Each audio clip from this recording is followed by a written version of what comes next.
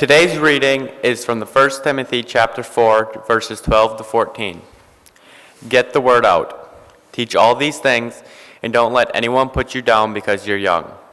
Teach believers with your life by word, by demeanor, by love, by faith, by integrity. Stay your post reading scripture, give counsel and teaching. In that special gift of ministry you were given when the leaders of the church laid hands on you and prayed. Keep that dusted off and in use. The word of the Lord. Thanks be to God. Today's gospel reading is from Matthew chapter 28, verses 18 through 20. Jesus, after having risen from the dead, upon seeing his disciples, said, God authorized and commanded me to commission you. Go out and train everyone you meet, far and near, in this way of life, marking them by baptism in the threefold name, Father, Son, and Holy Spirit. Then instruct them in the practice of all I have commanded you. I will be with you as you do this, day after day, right up to the end of the age. The Gospel of the Lord.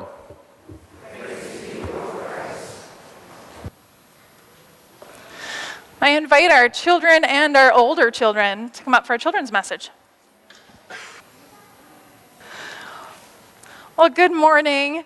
Again, my name is Leisha, and I did not get to go on this amazing trip with these young people, but I've had so much fun listening to everything that they've shared and kind of reliving my experiences from when I went as well, and I'm excited to help them share today. You'll see on the screen, this is the whole group that was able to go. We've had some graduate and are off at college and couldn't be here with us today. But I'm going to invite each of these people to start by introducing themselves, and then we'll talk about some different things that happened while we were there, or while they were there. I'm Lexi. I'm a sophomore at St. Francis High School. I'm Hannah. I'm a sophomore at St. Francis High School. Bo, first-time adult leader. I'm Stephanie. I'm 1 year post-high school. Gina. I didn't get to go on the trip, but I got to help plan for all these amazing people. I'm Chloe. I'm a sophomore at St. Francis High School. I'm Megan. I'm a sophomore from St. Francis. I'm Damien. I'm a junior and I'm online schooled. I'm Brady, and I'm a junior at St. Francis High School. I'm Laura Newberger. This is my second youth trip as a youth leader, and I graduated from Harding High School in 1987. Nice. All right, now we're going to invite Lexi to start and talk about this picture here, about their group, what it was like before they left, what it was like during, and what it was like when they came home, and still today. Yeah, so we kind of basically started out as an average high school group. It was pretty cliquey. Everyone kind of had their own friends who they wanted to go with and who everybody kind of hung out with.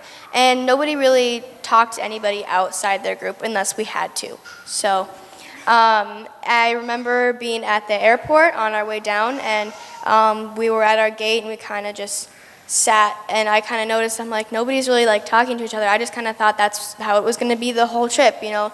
I would hang with my friends, everybody else would hang with their friends, and that was definitely not the case.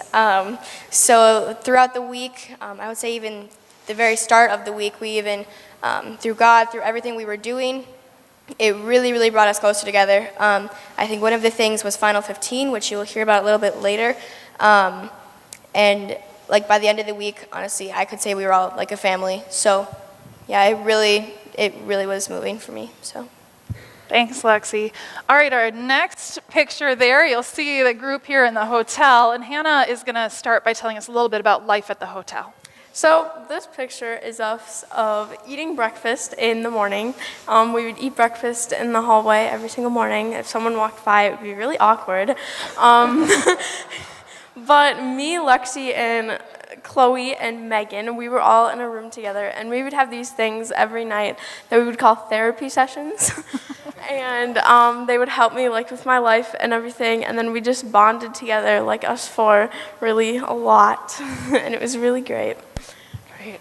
All right, and Bo's going to share with us some of the evenings, and actually the last picture still. Share with us some of the evenings in the hotel, things that were called Final 15. Yeah, as Hannah mentioned, it started in the hallway right there every day, and that started at about 7 a.m.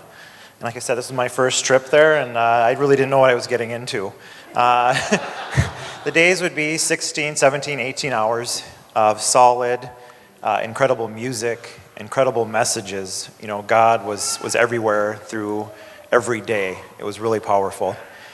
And I knew getting into it that I was going to have the final 15 in my hotel room. So if you can imagine what the hallway looks like there, you can imagine what my hotel room looked like every night when everyone crowded in there. And it was a final 15, and sometimes we were in there for an hour. Each of these youth, I just couldn't believe it. I was blown away by how they were taking in everything that was happening, how they were reflecting on it at the end of each day, and how they were looking at how the message can fit into their life and the things that they can do with it. So coming out of it, people can say what they say about Gen Z and this generation of youth, but I can tell you that each of these young adults are going to make change in their own way in their world, and very excited to see it and be a part of it. So thank you for helping us get there. Thank you. All right, our next picture is going to show a little touch of what the crowds look like going in. And Damien's going to talk about what this was like. I also want to mention you'll see seas of colors. In order to keep your group together, you all wore the same shirt, so you didn't lose anybody. So you see big chunks of colors. That's what that is for. But Damien's going to talk about the culture outside there. So we went to Texas, and as you may know, there's heat. Oh. And with the heat, we just bonded as we were waiting to get into the stadium, As you can tell, Houston, is hot. And even though one of the days I wore jeans, terrible idea. And then we just bonded, and we just dealt with the heat and went from there. And so that experience was awesome to get to have that, we're here and let's just deal with it. And so we made the best of it. Great. Thank you, Damien. All right, Laura's going to talk to us a little bit about the speakers that they heard during that week. So I'm going to talk about each individual speaker. What were there, like 50? So every night at the youth gathering. At Detroit, I feel like the conference was really based on service. I think that was kind of at the core of everything, and it was us being there as God's hands to serve Detroit and serving God in other ways. And Houston is a whole different city. And so what I feel like we took away from Houston was Houston is a very diverse city. And so we learned a lot about being a welcoming church, an inclusive church. This changes everything was the theme. And some nights was grace changes everything, love changes everything, faith changes everything. And some of those stories were just about one interaction that someone had with someone. There was an Indian woman who was welcomed. She was Hindu, and she was welcomed by a college friend to come to church with her. And now she's a Lutheran pastor. There was a little Rebecca that was a boy and transgendered to a female. And she stood in front of the church and told her story. And then she would go out and talk to lawmakers and policymakers and change makers. And she was just like the face, and she was advocating for these kids. And there was just like one moment for the mom where kind of a snarky lady at church, she's like, oh my gosh, Rebecca is so much happier than she used to be. So little itty bitty points of things. It's not grandiose things. It's just little things we can do to change the world.